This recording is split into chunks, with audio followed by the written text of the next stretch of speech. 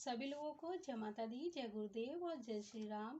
आज मैं आपको एक बहुत ही ज़्यादा महत्वपूर्ण जानकारी देने के लिए आई हूँ। बहुत सारे लोगों का एक कारण रहता है कि हम क्या करें, हम पूजा करते हैं, हमें उसका फल नहीं मिल पाता, या फिर हम कोई अनुष्ठान, कोई हवन यज्ञ कराते हैं, उसके बाद हमारे घर पर मुसीबतों का पहाड़ टूट जाता है।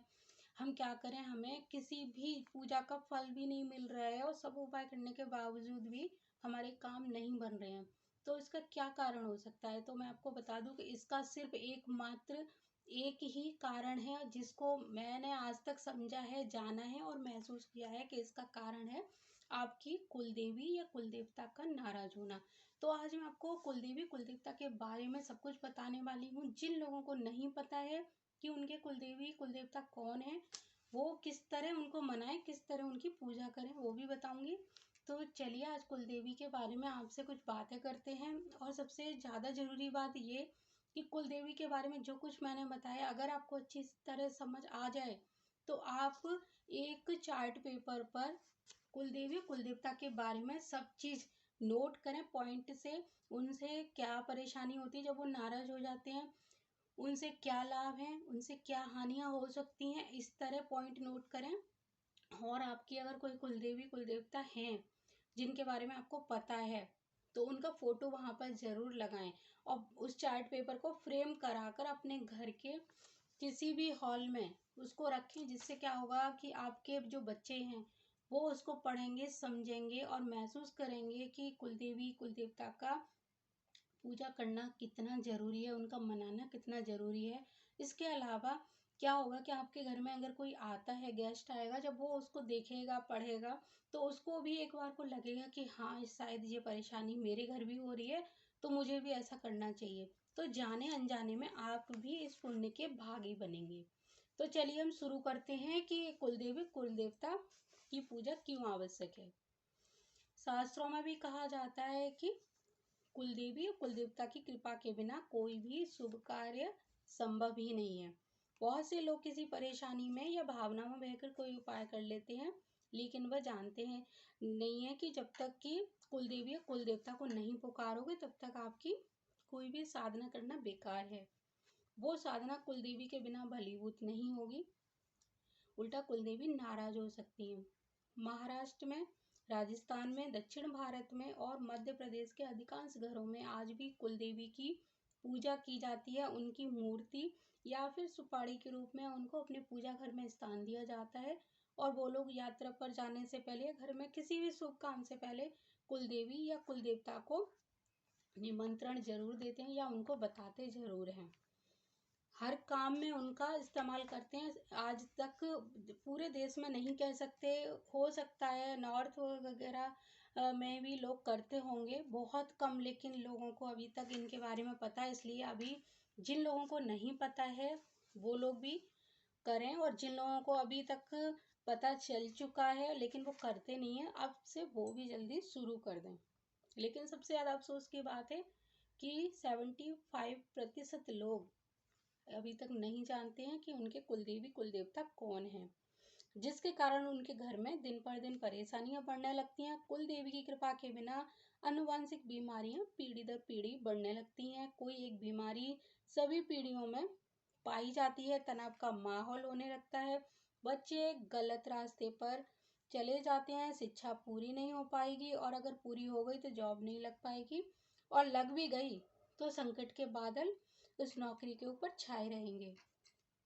अगर किसी के पास धन संपदा तो बहुत होगी, लेकिन मानसिक शांति नहीं होगी। घर में पैसा तो होगा लेकिन खुशहाली नहीं होगी।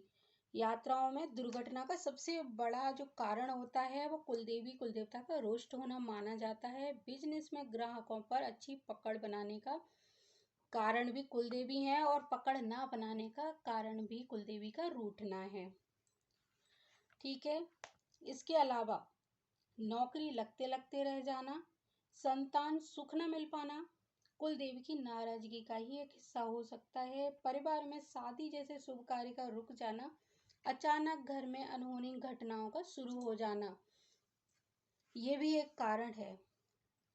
जो भी कारण मैंने बताए, इनको साधारण शब्दों में समझा जाए तो इस तरह है कि अगर आप कुलदेवी कुल देवता को नहीं पूजते हैं तो कुछ भी अशुभ घटना का होना, हर पूजा पाठ अनुष्ठान के बाद भी चीजें ठीक ना होना, इसका एकमात्र कारण यही हो सकता है कि आपकी कुलदेवी नाराज है।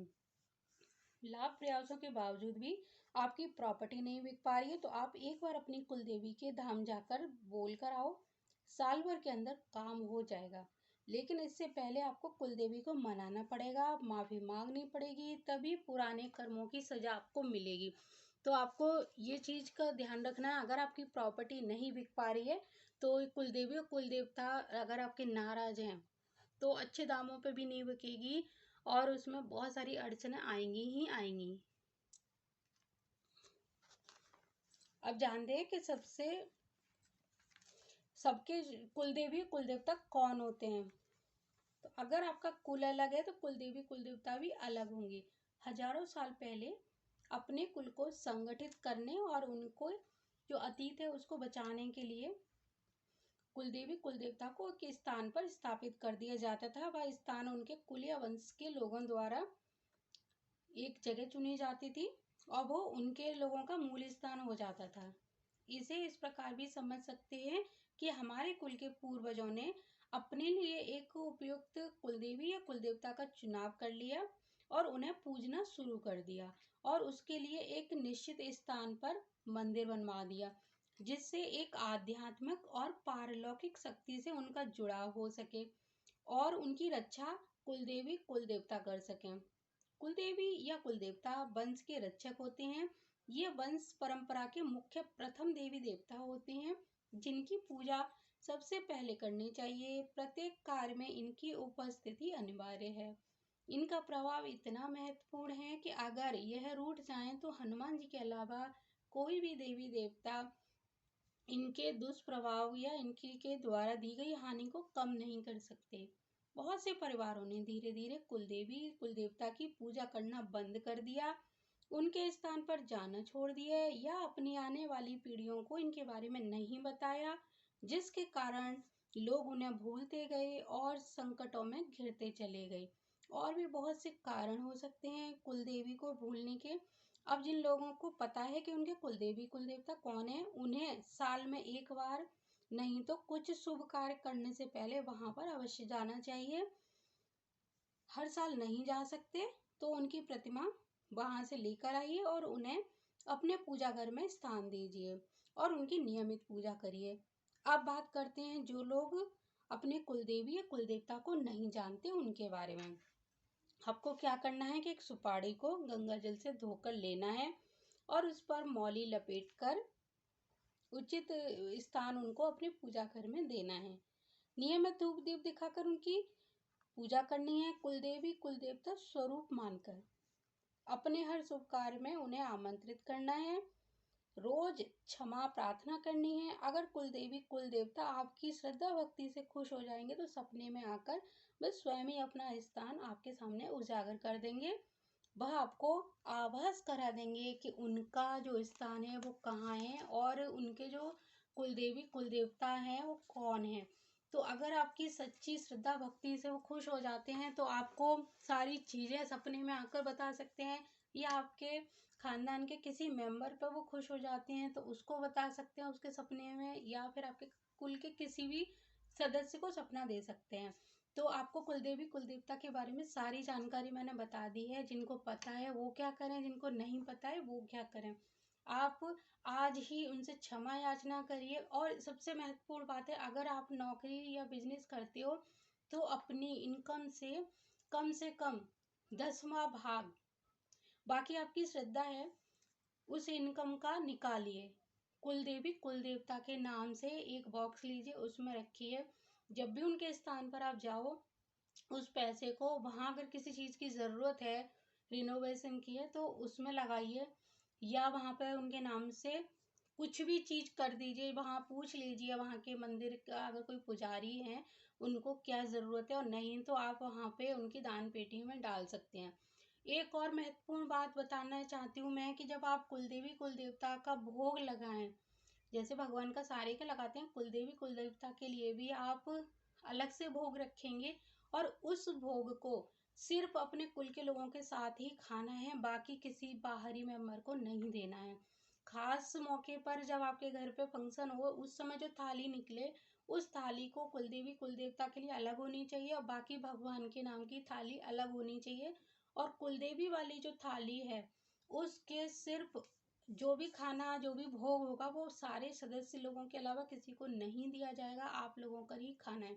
आपको ध्यान रखना, कुलदेवी कुल देवता का जो भोग है वो केवल कुल के लोग ही खा सकते हैं, किसी बाहरी मेंबर को मत दीजिए। तो सबसे सरल पूजा है, कोई ऐसी नहीं है, सिर्फ आप क्षमा याचना कर लोगे तो आपकी जो कुलदेवी या कुल देवता हैं वो आपको माफ कर देंगे, क्योंकि वो आपके कुल के हैं।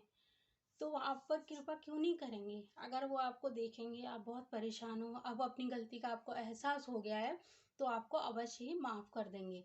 और आपके धीरे धीरे कुछ ही महीनों में आप उनको मनाने में सफल होते हैं, तो आपके कार्य भी बहुत जल्दी पूर्ण होना शुरू हो जाएंगे।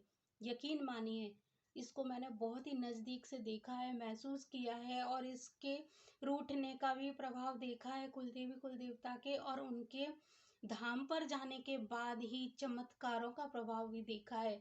मैंने खुद अपनी आंखों से देखा है, कुछ लोगों को गलतियों की सजा भुगतते हुए देखा है, और जब उनको एहसास कराया कि आपकी कुलदेवी और कुलदेवता रूठे हुए हैं, आप ये काम करिए, उन्होंने उस काम को किया। और यकीन मानिए, मैं बता नहीं सकती, मैं बहुत भावनाओं में बह चुकी हूँ इस समय, मुझे शब्द नहीं है, मैं आपको क्या बताऊं। मैंने कुलदेवी कुल देवता की 20 साल की नाराजगी में एक परिवार को पूरा नष्ट होते हुए देखा, और उस परिवार को बचाने का बीड़ा भी मैंने उठाया, और उसके बाद उस परिवार को किस तरह बचाया। लास्ट में जब मैंने सारी चीजें कराने के बाद मुझे समझ आया कि हो सकता है कुलदेवी कुल देवता नाराज हो गए हों। उनसे जब पूछा गया कि आपके कुलदेवी कुल देवता कौन है, कब से नहीं गए आप वहाँ पे, तो उन्होंने बताया सालों हो गए, जाने कितनी सालों हो गए, उनकी कई पीढ़ियाँ निकल गई होंगी, जिसमें से सिर्फ बुजुर्ग लोग ही जाते रहे, बच्चे कभी नहीं गए। तो इसीलिए उनके घर में कई सारी परेशानियां आई, संतान सुख 20 साल से घर में बहुत सारे लोग थी, बहुएं थी उनकी जिनके संतान नहीं हुई, कई डेथ हुई उनके घर में, जवान जवान बच्चों की मौत हुई उनके घर में। तो मैंने इस चीज़ को बहुत ज़्यादा महसूस किया है, देखा है, और उन इसके मैं मेरे पास शब्द नहीं है। बहुत ही खास लोग थे मेरे, जो इस दुनिया में नहीं रहे। तो इसीलिए मैं आपको बताना चाहती हूँ, कुलदेवी कुल देवता नाराज होते हैं तो क्या होता है, और जब वो खुश होते हैं तो क्या होता है। और उनकी अगली जो पीढ़ी थी, जो बर्बाद होने की कगार पे थी, वो सिर्फ उनके बोलने से ही, वो वहां भी तक गए भी नहीं है, वो सिर्फ उनसे क्षमा याचना की है, उनके लिए कुछ पैसे निकाल के उन्होंने रखे हैं वहां जाने के लिए, और वो जाने वाले हैं कुछ ही हफ्तों या महीनों में। तो उनकी खुशियां थोड़ी सी उनको मिलना शुरू हुई हैं। तो इसीलिए मैं आपसे एक बार जरूर बोलूँगी, आप खुद जाइए, देख कर आइए, और फिर जो भी रुके हुए काम है वो किस तरह पूरे नहीं होंगे। कुलदेवी और कुल देवता आप पर कृपा बनाए रखें, आपकी खुशियाँ लौटाएं, भगवान आप लोगों को सतमार्ग पर चलाए, जीव हिंसा बंद हो, सद्भावना बहे, सब में आपस में प्यार रहे, मेरी यही प्रार्थना है। फिर कभी मिलते हैं आपसे अगले वीडियो में कुछ अच्छी और नई जानकारी के साथ। अगर आपको कोई और जानकारी चाहिए तो आप कमेंट में बता सकते हो, तो अगली बार हम उस पर भी चर्चा करेंगे। तब तक के लिए जय माता दी, जय गुरुदेव और जय श्री राम।